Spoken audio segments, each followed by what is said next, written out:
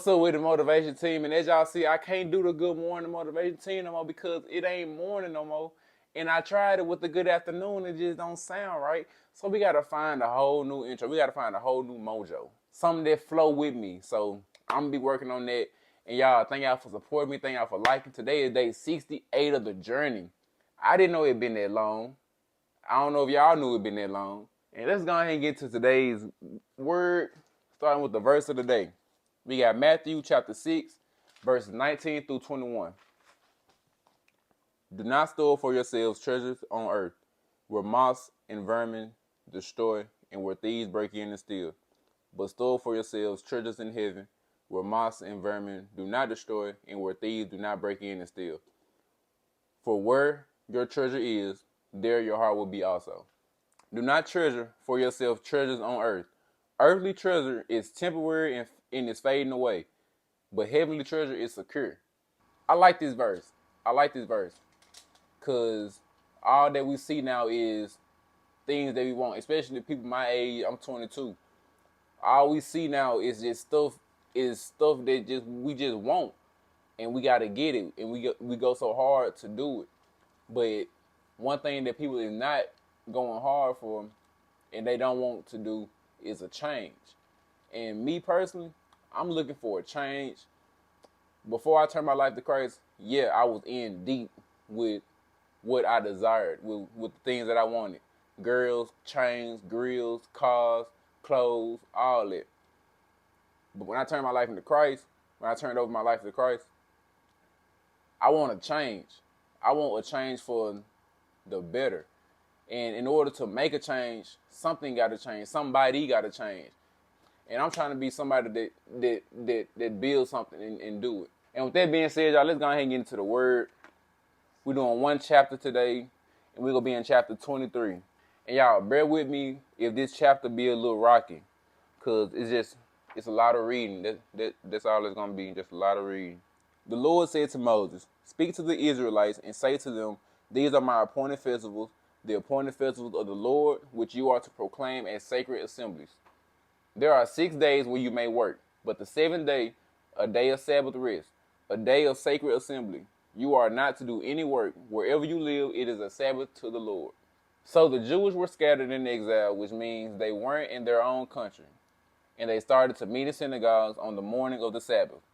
In the King James Version, a holy convocation is used, and it is a day set apart not only for rest, but also for the sacred gatherings of people of God. These are the Lord's appointed festivals, the sacred assemblies you are to proclaim at their appointed times. The Lord's Passover begins at twilight, on the 14th day of the first month.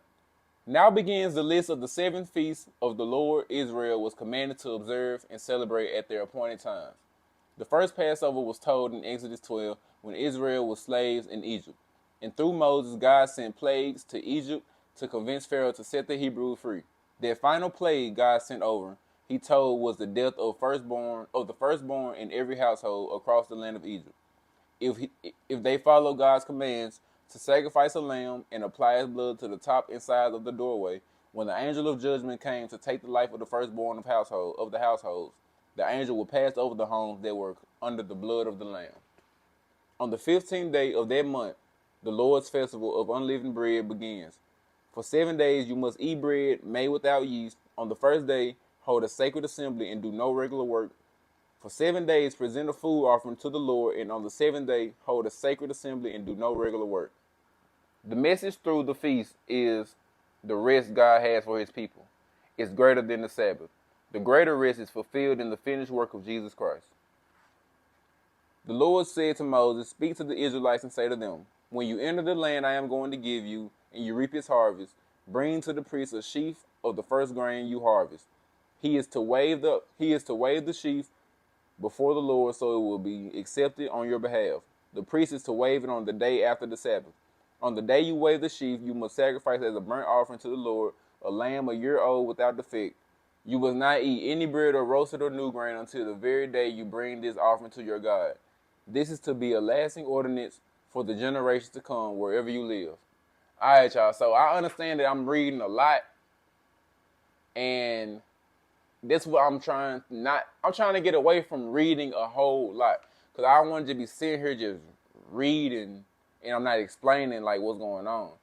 So when I take my notes, I try to summarize, and then when I come to this book, this is me explaining what I just talked about. So I be trying to, I want to read out the Bible, but I also want to explain what I'm reading about. So this chapter here, it was a whole lot of reading, not too much explaining. So they counted off 50 days after the feast of the first fruits, and Israel was to present a new grain offering to the Lord.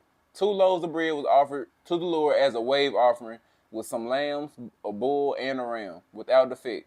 For a burnt offering to the Lord, then they had to sacrifice a goat as a sin offering, and 2 lambs, each of a year old, for a fellowship offering. So I did summarize, but if y'all wanted to read all the ingredients, there were verses 15 through 21. All right, so and then verse 22, it just told us about the farmers now harvesting their foods all the way and saving some for the needy and the poor to come grab. Y'all remember we had talked about that not too long ago.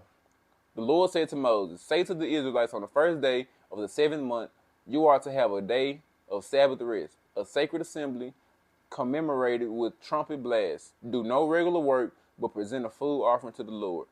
The Lord said to Moses, "The 10th day of the 7th month is the day of atonement. Hold a sacred assembly and deny yourselves. Those who do not deny themselves on that day must be cut off from their people.